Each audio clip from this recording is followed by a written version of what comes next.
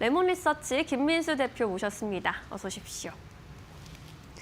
네, 이어서 대표님이 꼽아주신 특징주 하나씩 열어볼게요. 첫 번째 종목입니다. 네, SK스퀘어 살펴보도록 하겠습니다. 이번 연말에 주가 흐름 굉장히 돋보이고 있는 SK스퀘어입니다. 내년에도 좋은 흐름 이어갈 수 있을지 궁금해지는데 SK스퀘어 어떻게 보십니까? 네, SK스퀘어 요즘 연일 강세를 보이고 있습니다.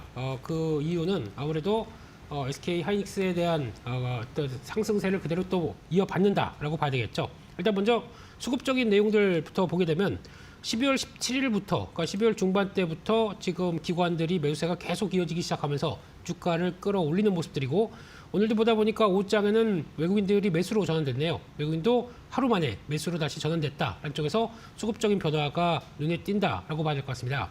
이 회사는 앞에 SK자가 들어가 있다 보니까 SK그룹 쪽에 영향을 끼친다고 봐야 될 것 같고, 그중에서 더 중요한 거는 SK 중간 지주 회사다라고 보시면 될 것 같은데, 그런 쪽에서 봤을 때 지분을 갖고 있는 구조를 보게 되면 SK하이닉스가 밑에 있고 그 밖에 또 ICT 관련된 자회사들이 있습니다.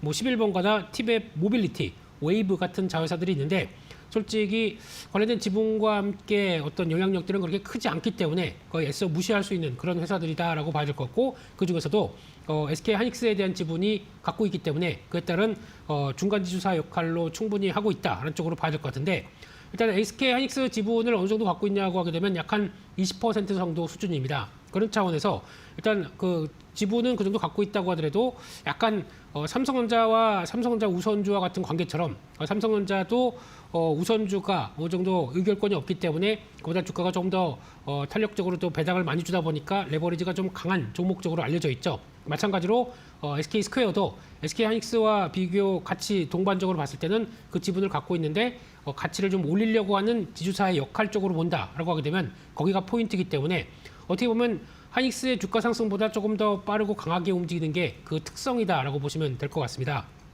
그런 흐름으로 봤을 때는 일단 보통 순자산 가치라고 하는 NAV라고 해서 지주사는 많이 평가를 받습니다. 그중에서 NAV 할인율이 일단 지금 과거에는 뭐 60, 70%까지 벌어져 있다가 지금 최근에 기업의 SK스퀘어의 노력으로 인해서 50% 수준까지 축소가 됐다라고 평가를 하고 있고요.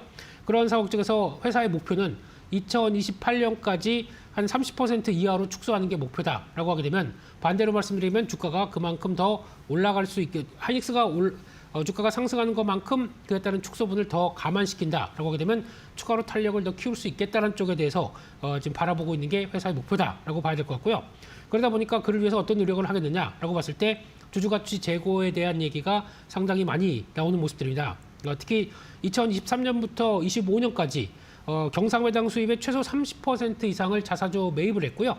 거기다가 또 소각을 했다라는 쪽과 함께 현금 배당까지 늘린다라고 하게 되면 이런 부분들이 하나의 또 주가의 동력으로 작용했다라고 볼 수 있을 것 같고, 게다가 또 이 정상배당 수입의 최소 30%가 아니라 이제 한 이후에는 2028년까지라도 60%까지 늘린다라고 하게 되면 일단 받는 로열티와 함께 받는 금액을 쌓아놨다가 그걸 가지고 자사주 매입하고 소각한다라는 관점으로 나오고 있기 때문에 그에 따라서 가장 어떤 탄력을, 레버리지를 좀 더 키울 수 있겠다라는 쪽으로 바라보는 게 지금의 변화다라고 봐야 될 것 같고요.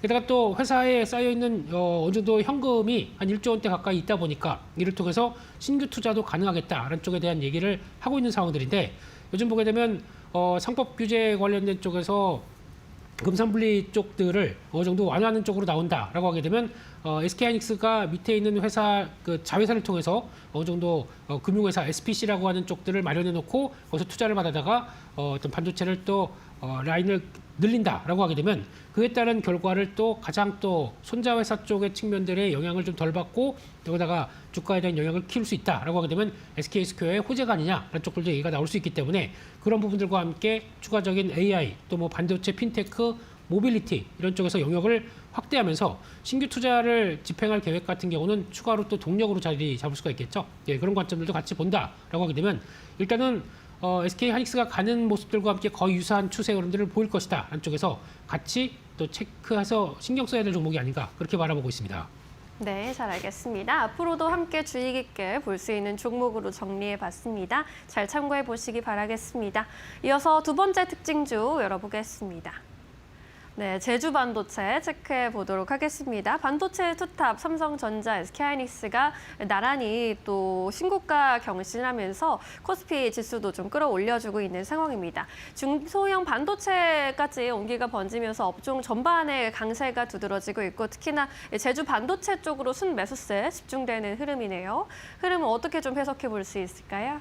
네, 제주 반도체 일단 최근 들어서 한 3, 4일 전부터 강한 반등이 나오고 있습니다. 그래서 지금 전고점까지 넘겨버리는 그런 모습들이 이어지는데 그 가장 큰 동력이 무엇이냐라고 보게 되면 아무래도 지금 트렌드에 맞는 흐름이다라고 볼 수 있는데 가장 먼저 수급적인 변화를 본다라고 하게 되면 마찬가지로 12월 15일부터 기관이 매수세가 집중이 되기 시작합니다.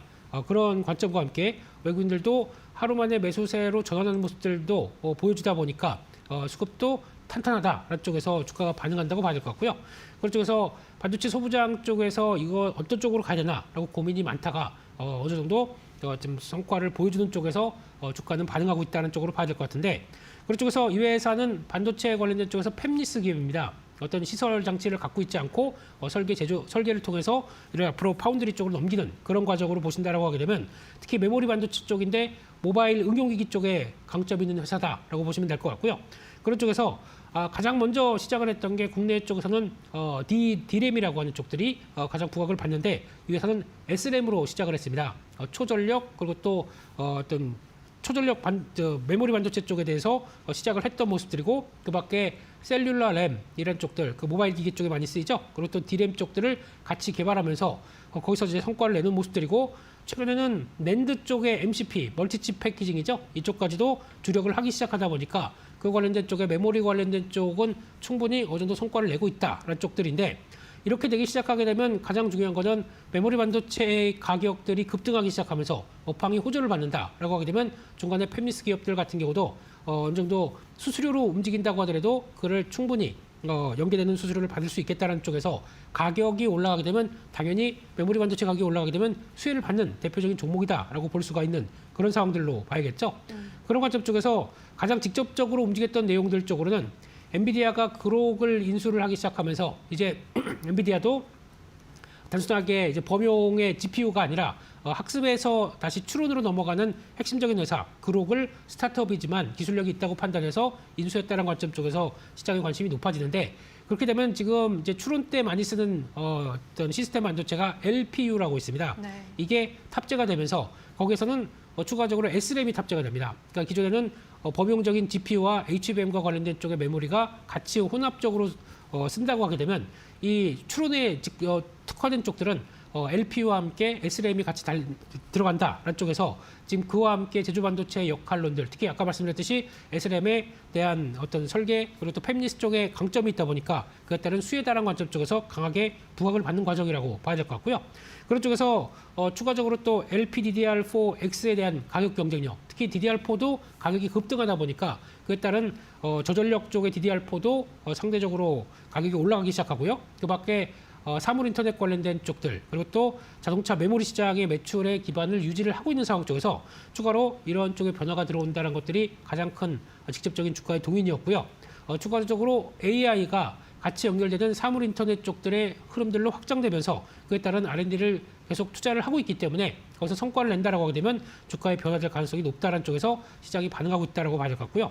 가장 눈길이 가는 건 실적입니다. 이번에 3분기 실적을 보다 보니까 매출이 1,100억대 나오기 시작했고 영업이익이 190억대 나오기 시작해서 강한 턴어라운드를 보여줬다라는 쪽들이 시장에서 관심이 높아지는 모습들인데 이렇게 되기 시작하게 되면 만약에 이 기조가 그대로 이어진다 그러면 한 해 적어도 400억, 500억대 영업이익이 나올 수가 있는데 이렇게 되면 지금 이제 시총이 9천억대다 보니까 살짝 비싼 감은 있다고 하더라도 성과가 나오고 있는 그리고 또 앞으로 추론 시장이 커질 텐데 그에 또 걸맞는 회사의 모습들로 바뀐다라고 하게 되면 이 부분이 아무래도 중요한 변화가 아니었을까라고 추적을 할 수 있기 때문에 그래서 이렇게 움직인다라고 봐야 될 것 같고요.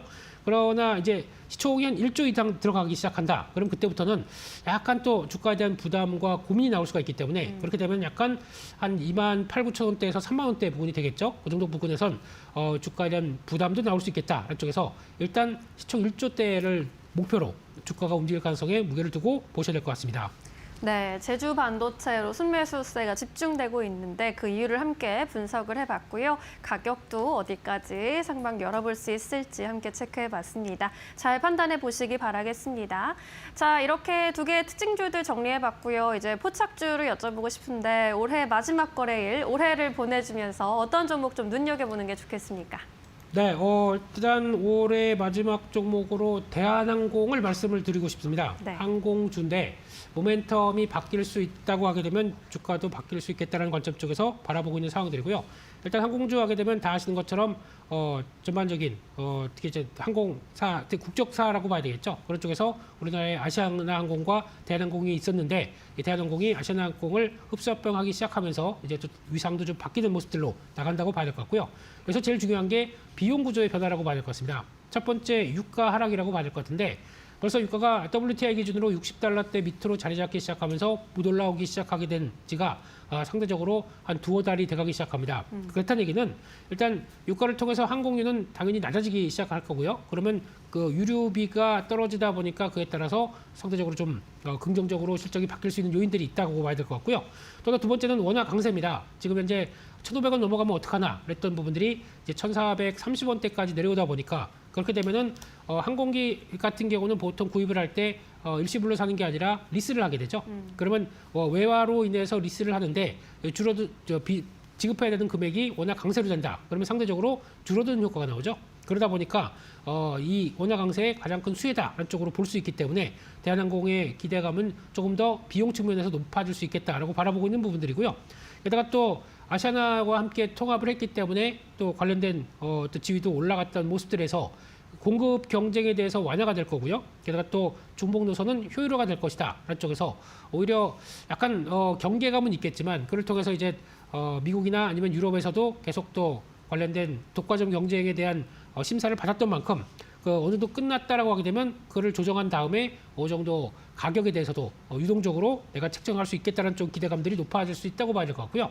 그밖에 화물 네트워크가 통합되기 시작하면서 기대감이 높아지고 있고 게다가 또 환승 수요까지 기대한다. 그러면 수요에 대한 부분들은 그렇게 큰 걱정이 없는 상황 쪽에서 그래도 한국으로 찾는 외국인 관광객들이 늘어난다라고 하게 되면 QE 확대는 계속 또 기대될 수 있는 게 아니냐라는 쪽들도 한번 확인을 할 수 있다고 봐야 될 것 같습니다. 그런 측면 쪽에서 일단 지금 의외로 방산 쪽과 우주경제 관련, 우주항공 쪽에 대한 부분들도 체크를 해야 될 것 같고요. 이 회사는 글로벌 군용기 정비의 노하우를 갖고 있다 보니까 관련된 MRO 쪽에서 항공기 쪽도 어떤 성과를 낼 수 있다라고 바라보고 있고 게다가 LIG 덱스원과의 컨소시엄을 통해서 전자전기 쪽에 1조 8천억대 그리고 또 UH-60 헬기 성능 개량 쪽에서 8,300억대 수주를 했던 경험들이 있기 때문에 이 기반을 통해서 방산 쪽에 대한 모멘텀도 조금 더 확보할 수 있지 않겠느냐라고 바라보고 있고요.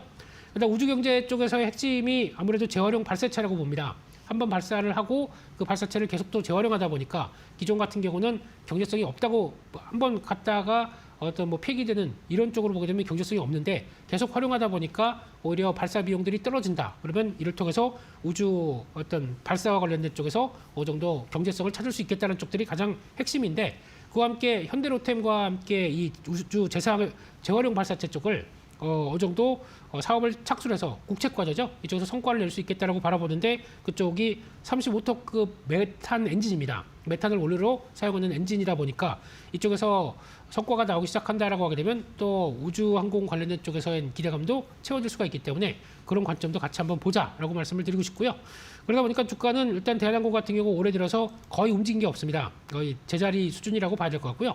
그런 쪽에서 다시 한번 모멘텀이 확보된다라고 하게 되면 지난번 월봉상의 고점대 부근이 약 한 26,000원대, 27,000원대가 있기 때문에 그 정도까지 목표가를 바라보고 어떤 비용이 절감되는 측면 쪽에서 주가의 변화를 좀 노려보자라고 말씀드리고 싶고요.